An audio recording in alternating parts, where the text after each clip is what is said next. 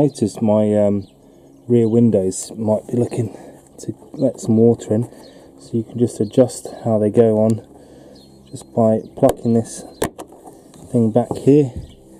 And there's two little crosshead screws which have little marks in them. I think that's the position they start off at, but these seals basically get in worse and worse condition in terms of getting flattened, so I'm just going to undo these screws first. These is turning and one of them doesn't want to go, and I don't want to force it, so I'll just undo these and take out the parcel shelf, set that down there, and use one of my favourite tools, which is the impact driver.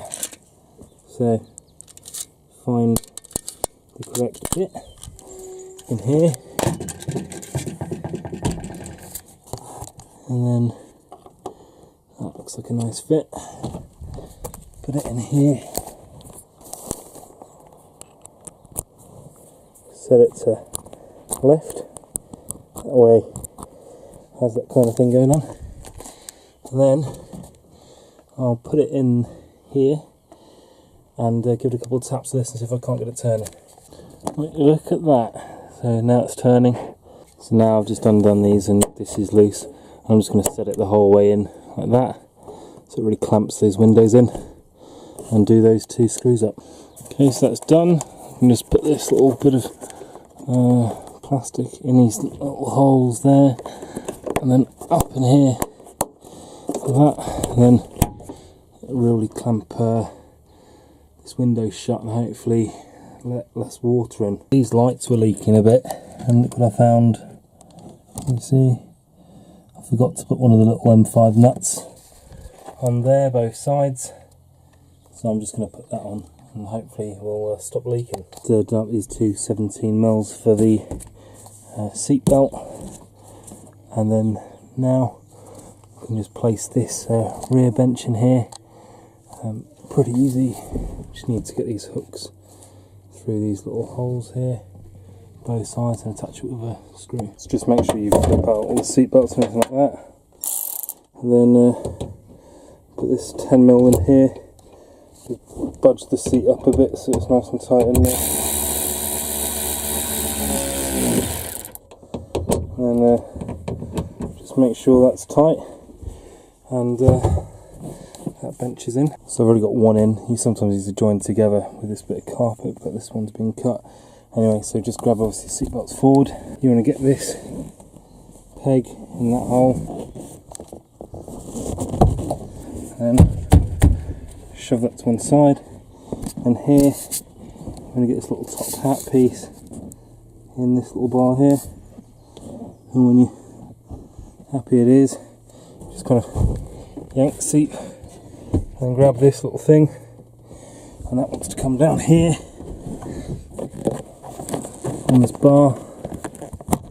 That's it. Just make sure that's out of the way, and that's it. Just push down the bits of the seat, and that's the rear seats back in. This is the fuel gauge sender unit, and the aftermarket obviously, and this was touching on the bonnet on the underside, so I just filed that off. I can still take it off with a spanner, but just got to file it off to stop it grounding out. See, it's kind of making its way into the bonnet at some point. I think it's that bit, and that's probably going to fix it. So I was driving along and I heard this noise coming from what sounded like the underside of the car, and it was one of these fuel tank straps had snapped. See it there. Let's see if I can see the remnants of what's going on underneath here. Yep, there we have it. That's the tank strap bolt. Luckily it's not the bolt that's gone, so I don't have another one, but the tank strap's gone. That was on there. So luckily I do actually have a spare, two spares. This is from the MC2 estate VTI that I broke, and it looks to me that these happen to be basically the same length, which is really lucky. Now what I'm going to try and do is thread this in to where it needs to go, and just put a new strap on. First of all, I'm just going to undo that 30mm and a 12mm from this. Two nuts off, and just take this remnant of the strap back off, including its washer, and I'll put that back up in place here.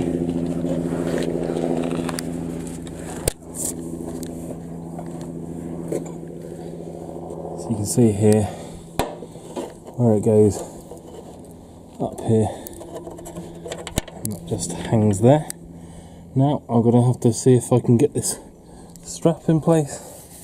So you want to go on and come under here, and then just up here, let's put a real bend in it and try and get in there. There we go. It's a good bit of messing around, but I just pulled it down a bit and it's in. So then I can just make sure this whole thing is nice and tight in here. Just have a look, check you the whole way home. There, which I. So then, got to make sure you're not going to bend it too much, so you lose the length of it. Here we have it. It's nice. Now I just need to put this in that thread there, put the nut on it. So that's in there like that. Let's do that. See how tight this one is over here. And this one isn't yet tight. So you can still kind of get your fingers underneath this one, and this one is quite tight. So I'm going to probably tighten this one up a little bit more. And just so it's the same, just put the locking nut on.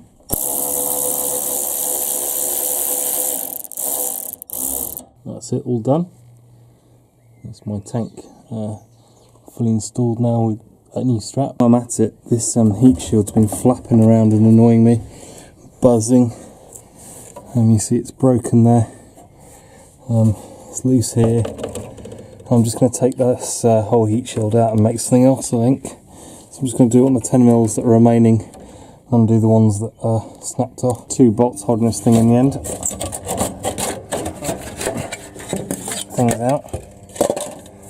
And got a remaining bolt here I need to undo, so I'm going to get single hex on that. So this is what I've got to replace it with. It's dimple foil from a helicopter manufacturer.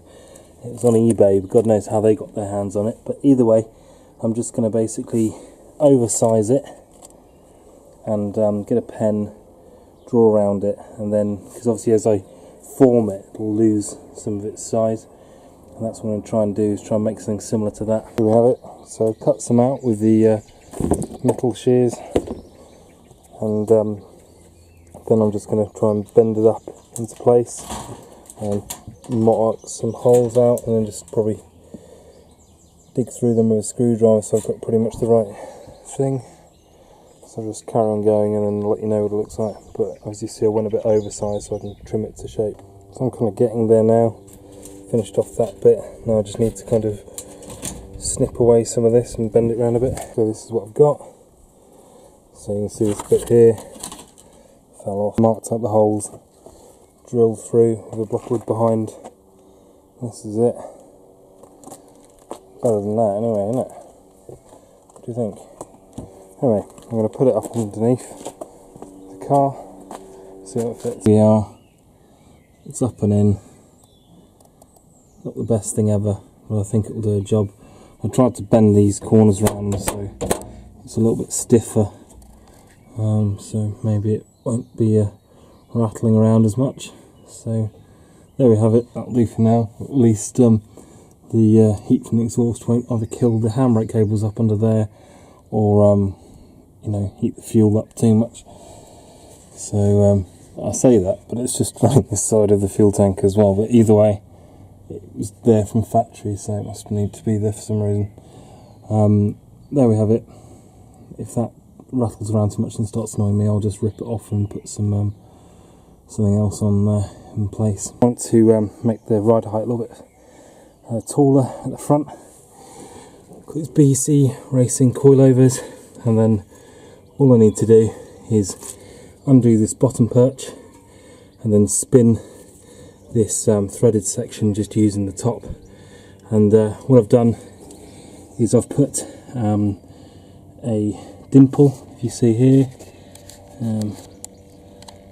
there.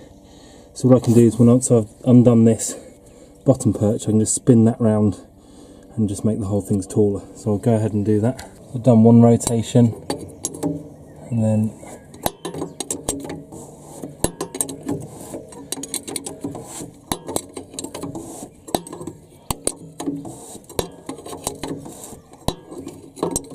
you see there's the little dimple coming round. That's 2 full rotations. You can see that's how much I've got. I've got about ½ centimetre, and I'm really going to go another 2. I think really jack up the front here. It's all to get over a speed bump at work. Annoying, but it's one of the things. That's 3. So I've got a good centimetre, I reckon, extra now. I may lock it off there. I don't want to unwind it too much. You can still see I've got threads in here, so I think you don't want to have it to the point where there's threads on in there. You need proper thread engagement. So there we go. That's probably all I'll do. So 3 turns, and I'll go and do 3 the other side.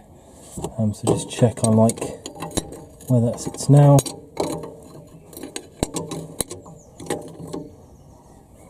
So I'm having it so that dimple is pretty much slap in the middle of there.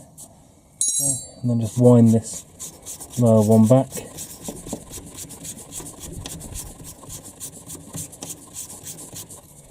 And then I'll get 2 in, and I'll just lock that way while holding the top. What I've got here is a real situation with this rear anti-roll bar. See the chassis there? That needs probably patching and welding now. So this whole rear anti-roll bar isn't in the best of spots. Also, if I'm going to run this anti-roll bar, I need to run it so it's a bit further away from the rear back box, because it touches there and there, so that buzzes as well. So all in all, I'm just going to, for now, delete this anti-roll bar and get the whole thing repaired. And also obviously make this exhaust a little bit longer. So I can do that because there's enough space on all of these hangers to make that will shift down a bit. That one down there will a bit. So I can shift this whole exhaust by, you know, it doesn't want much, but probably 2 centimetres at least. So if I make that decat 2 centimetres longer, then that will meet my aims here. Start off by just undoing these anti-roll bar drop links. It's 2 14mm, so take off that side and hold that. So now with this is off, you can just pull at the top, and that's one side out, and then the other, that's the other one out, and then it's pretty much the bar out itself. The bar off now. I want to take off these, and this is a GL, and it's never fitted with a rear anti-roll bar, but I've just got these bolts going through there, and I think they're going to be 17s, and I've done a funny setup which I'll show you at the top, but I just need to hold the top and just take these off from the bottom. I've had to drill 2 holes in the boot, or at least one I think, and there's, you can't quite see them, but 2 bolts are down there, both sides, and I'm just going to undo them.